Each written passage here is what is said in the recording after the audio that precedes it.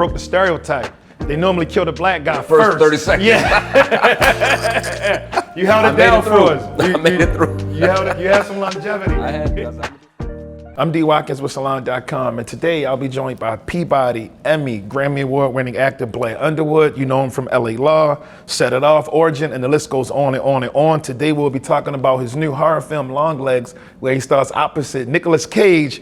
And the film is mind-blowing. It's got everyone talking, and the coolest thing about it is I feel like it's gonna bring so many people to that genre of film who normally don't go out to see horror movies. Yeah. So welcome, and congratulations. Yeah, man. Well, thank you for having me, brother. It's good to be here. So the film did $22 million over the weekend. Did you know Longlegs was gonna be like that successful? No idea. You know, it's become the story of the weekend. You know, 22 million is 22 million. People say, it's not 100 million or 50 million. But the thing is, for a horror film that's an original story that was made for 10 million, to do 22.6 million the first weekend is phenomenal. And a lot of that's it's based on the strength of Oz Perkins, the writer-director. Definitely Nicolas Cage and his brand all over the world. And the rest of us bring what we bring. We're in a special moment because, I went and saw the film this weekend, and then my wife and I had to make like 2 or 3 stops on the way home. And we're telling people about, we just saw this film, and there's like people in a restaurant who we don't even know, and they're like, oh shit, you're talking about Longlegs? What? So it's and then the other cool part about it is that every person that we encountered, they all have like their own takeaways or different things that they saw. That's like that one scene that sticks out to them. Like I'm not gonna tell everything, but I'm just gonna say I don't ever want to hear a person sing happy birthday to me again. What's dope about it is, the Neon that distributes the film, they were very smart in not showing Nick Cage's face. I should say it's a film about a serial killer played by Nicolas Cage, who's a satanic worshiper. He's into the occult. And the female lead, played by Micah Monroe, is following him. I play Micah's boss, but you never see his face. So just the mystery of that, and the film itself is so damn scary. So I think all those elements together have created this kind of surge and viral moment, which is exciting for all of us. Agent Carter seems like a pretty solid guy, good guy to work with, good family man. Yeah. Take us into his world. Yeah.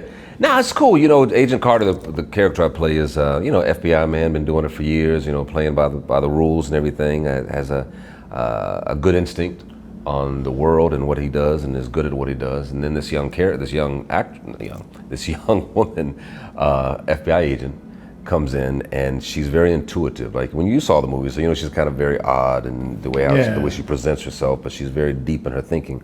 And he clocks that in her. He said, well, she's on to something, because whatever she senses is right on point. So he rocks with it. The chemistry was good. It seemed like you guys have been working together for a long time. Was it natural, or was it something that you got a chance to just build on set? Yeah, no, it was natural. We had never even met before, but I think we have a very similar approach to the work, which is just do the work. It ain't that deep. Let's not curing cancer. You do your work, I do my work, and then when they say action, we play. And again, because you saw, it's a dark film. You're dealing, like I said, satanic worship and some dark elements. I often say, which is true, man, I stayed prayed up before I went to work, and when I left work, I stayed prayed up. I wanted to ask you that because it deals with so many demonic references, right? And I don't rattle easily at all, but I've left the film. I felt kind of heavy when I was. Someone walked past my chair like in the middle of the film, and I turned there. I thought it was Nicolas Cage. For people, because I really want people to see this film, and I think they're going to see it. I think we're in a moment right now where it's just going to keep growing and growing. How does one prepare themselves to step into this world? For me, it was great that the Oz Perkins was the writer and the director. So this is a world that's completely original that he created. We're not taking like from a Saw franchise or any other kind of franchise. He created this world and these characters. So, as an actor, you walk into that world and you just tell, he's the sounding board. All the answers are within him. So it's like, so what do you want? What are you looking for? What's the world? And it always helps whenever you step into any kind of project. And I've been very blessed to have done many different genres. It always helps to get an idea of I'm a visual learner. Just visually to see what does the world look like. And if you can see what it looks like, you can see what it feels like. Okay. So what he did, like I came in like 3 days after they were filming, so there are already some dailies or photos of what they shot. So I could look at that and say, oh, okay, this is a different texture. You know, this is eerie. You know, this is kind of some creepy stuff. It's like an advantage, kind of. If you get to just come in and you already see what's happening. Yeah, and then you literally step into that world. Now, if it's a Disney movie, it's gonna be a whole different flavor. Right. You know? Right. Yeah. One of the things that stood out to me in the film and separates it from so many other horror films is just this whole underlining idea of family. The ways in which we need family, the dangers of not checking in and failing to properly nurture those relationships. Can you speak to that theme of the film? Family, I think, is one of the most vital and critical and visceral dynamics you can put in the film. One of my favorite movies is The Godfather. Mm-hmm. It's a crime movie, it's an action film, but ultimately it's about family, and you get it. Same thing here, you know. We were shocked. You asked, were we ready for this? Oz will tell you, we're all shocked, the response to the film. But then when I started talking to people who had seen it, one of the things that made it so eerie is that you're dealing with family. And I'm not giving really a lot of weight because they have a whole website, but the issue in this film is that fathers are killing their children and wives. Mm. Fathers are killing their families. So you look at something and see Oz Perkins is the son of Tony Perkins, who was a star of Alfred Hitchcock's Psycho. Mm. One of the most iconic moments in cinematic history is Janet Leigh, the female lead, in a shower curtain opens, you see a knife. Mm-hmm. That's all you think of a Psycho. What made that so scary was the fact that you are your most vulnerable in the shower. You're butt naked, you're wet, you're vulnerable. Same thing with this movie. You're dealing with family. Where should you be the safest? In your home. Mm-hmm. Who should you feel safest with? Your father, mom and dad. But the strength in that house, the physical strength, that house is the father. So you put all of that in jeopardy, and it gets under people's skin. Yo, it's so bugged out. But I also want to congratulate you because you broke the stereotype. They normally kill the black guy in the first 30 seconds. Yeah. You held it down for us. I made it through. You had some longevity. I had, because I'm gonna do my first horror film. Is the brother gonna live? Yeah. Okay, cool. Was that something that your agent had to go in and negotiate and say, look, we're interested? No, but I was ready for it. He's gonna make it past Act 1. Exactly. I was ready for it. We need more black horrors, actually. Come to think of it. So we all survive. Yeah. But I think I feel like this is gonna just open a door for, that's why I said so many people who, I watch a lot of film, I watch a lot of television, I read this stuff, and like people who I've never had conversations with about horror films are like, they're talking about it. So I think we may be in a moment and stepping into that space. That's great to hear. You mentioned you watched the film with your family, and your daughter in particular loved it. What was that like for you? It's great. Again, family. Family is the most important thing to me. So my wife, Josie, and my 3 kids, they were at the premiere, and they hadn't seen it. I hadn't told them a lot. I usually share everything with them as they walk through life. They see these experiences. Well, you just wanted to ruin that night a little. You wanted to have a good night, but you wanted to freak them out a little bit. Yeah, but I wanted to freak them out a little bit. That's right. And Dick said, this one, I didn't tell them anything. And you saw the movie, so everything happens in that third act, at the end of the movie, they didn't see coming. But yeah, my daughter, Brielle, said this was one of my favorite projects, if not my favorite project you've done. And I think my boys co-signed on it, my 2 sons. Mm. Are you able to just like, when you leave set, like just shake it, like regardless of whatever role you're playing? Yeah, not always, but a film like this, it's harder to do because those elements you're dealing with, those spiritual elements. And, the scary stuff, things jumping around the corner, that's funny, you know the mechanics of that. But it's the stuff that is real, that is, and the ultimate message of this film really is that evil persists. It's the ultimate battle between good and evil. But evil persists, but so does God, goodness and righteousness persists. But those battles will always persist, and that's what the message is at the end of this movie. I think that in and of itself is unsettling, because you want to see evil just kind of beat down and be done with by the time the curtain goes down. Your body of work is all over the place. You did everything. Like, I didn't even know you directed Tony Terry's video? Yeah. Yo, with you. Yo, with you. I'm with you. Yo, I directed that 30 years ago, but that was our first dance when I got married in June, and he came in and sang it live to her surprise. We're talking about your wife buying your clothes, you buying her jewelry. I bought a Tony Terry for the day. I'm done for the next decade. Then he still had a flat top, or he let it go? No, he let that go. He let that go. So did you imagine horror just being part of your body of work? Because, this is the first time you did a horror film, right? Yeah, I did a satirical one, a comedic one called Bad Hair, which was great fun to do. But this is the first time this tone. Done a couple psychological thrillers, Just Cause and Asunder, but nothing that is smack dab in that genre of horror. What made you take the step? Oh, bruh. Next year, 85. We're talking about Crush Group. I did Crush Group in 1985. It'll be 40 years in this business, and Sheesh. the only way to Beautiful. stay. Thank you. And I thank God, literally thank God every day for that, because I don't take longevity for granted. But the only way you can have longevity is to reinvent yourself and do different things. So, to me, it's something different to try. And I'm a horror fan myself. I've never been in one until now, but I'm a fan of horror films. Over the 40 years, what projects stick out? Ooh, the ones that I'll say the next one, but the ones that challenge me the most. That's such an answer from an actor. Yeah. The ones that you love, like, really my favorite roles are the ones on stage. Playing Othello, doing Streetcar Named Desire here on Broadway, Soldier's Play. The film, probably Just Cause, because that meant a lot to me professionally and personally, because I played a serial killer, serial killing pedophile who you didn't know until halfway through the movie. You think this guy's innocent.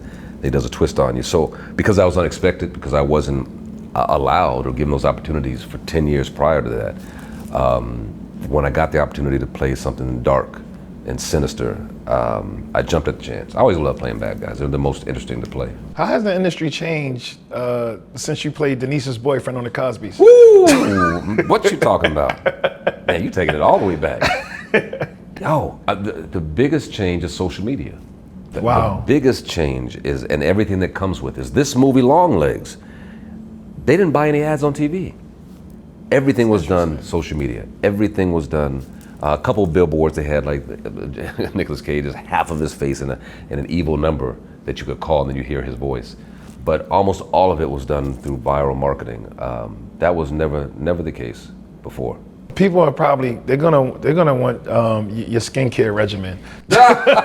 Because I don't think anyone's going to believe you've been in the industry for 40 years. Oh, man. A lot of times when we're talking to women about like age in Hollywood, it's like, what is it like to age in Hollywood and what is it like to be in the industry for so long? And they talk about the pressures, but we don't really have that conversation with men. Did you ever have that conversation, or you ever talk about that or think about that, or you have that magical cream where you're just like, fuck it, I don't need to have this conversation? What did Chris Rock say? Rich is the new lotion. But I'm not rich, so I can't really say that. So, of course you have that conversation because, really your body of work is your brand, but also what you present physically is your brand. So I just want to stay healthy before I can even get to the profession and what I do in front of the camera. I just want to stay healthy, and I want to kick Father Time in his throat as often as possible and for as long as possible. A lot of people don't know about your activism. Could you talk about just the role of an artist and a person who cares about change and cares about us living in the country we deserve during these really, really wild and crazy political times? I would tell you that my mentor, who's passed away, is the great Sidney Poitier. But I had watched people like Sidney Poitier and Harry Belafonte, and they're very active, especially in the 60s and the civil rights movement. Harry Belafonte really his whole life. But I learned from them, watching them from afar as a kid, and then getting to know them as an adult. And it just inspired me that you have a say. I mean, like I said, I just gave the distinction of profession, skincare, and then you do it for real life. Before we are artists, or maybe celebrities, you're a person, you're a citizen of these United States. You're a man of God or whatever, but there are many different categories we are in addition to just being an artist. So because of that, we have the right to speak up, and then you have a platform, if you're blessed to have a platform in front of cameras or whatnot, and you can reach people to speak to that audience. I usually, I don't tell people what to think, but I've been involved in a number of like voting registrations and just, speak your conscience, but vote. Get involved in the system, in the process, So I want to tell you about this guy I think you will respect a lot. Really, really good brother, solid. He had a great job at the bank. He saw a woman come into the bank. She was a little dusty, but he invited her out on a date anyway. He bought her a dress. He put her in a limo. I think he watched her commit murder or be an accessory to murder. Oh, damn. And he knew she had a rough time, so he let her go. This brother's, his name is Keith Weston. Keith Weston. And he's gonna set it off. Yeah, And he's yeah. you. I've had this debate so many times. This is the greatest black man in television history. Because he bought her a dress, he put her in a limo. Cooked for her, honest, kind, really treated her way better than the guy who she said, I'm in a bind, Nate. Yeah. He took her out of the bind. That's right. He don't get his flowers, man. No. They should be wearing Keith Weston t-shirts. That's for damn sure. You know what I'm saying? Right. That's right. That's what people look for when they get on dating apps. Yeah. They're looking for Keith. Keith Weston. What's next for you? That's hilarious, man. The next thing is a series on Starz called Three Women. And this is deep, man, because I play the husband of one of the women, played by DeWanda Wise. Her character's name is Sloan. Okay. Basically, she's Maryland chick. That's what's up. Yeah, that's right. That's right. She's much younger than me. She's real frisky, the character, and she's very fluid. She likes to be with men and women, and our agreement is, so we're basically swingers. Old term, polyamorous today. Okay. But our agreement is, so you can be with whoever you want to, but I gotta control it. Okay. I want to know, I want to watch, and I might get involved. Okay. So it's drama. So this is based on a true story. So it's going to get funky because she's going to start dancing outside those realms. That's coming. That's conflict. But it's I tell you, I've never done anything this overtly intimate or sexual, and it was pretty wild. Well, congratulations on the success, man. Thank you so much for coming in. Thanks, man. I appreciate you. Thank you for watching Salon Talks. Be sure to subscribe as we feature some of your favorite artists, authors, and more. And while you're here, you might as well watch another video by clicking right here.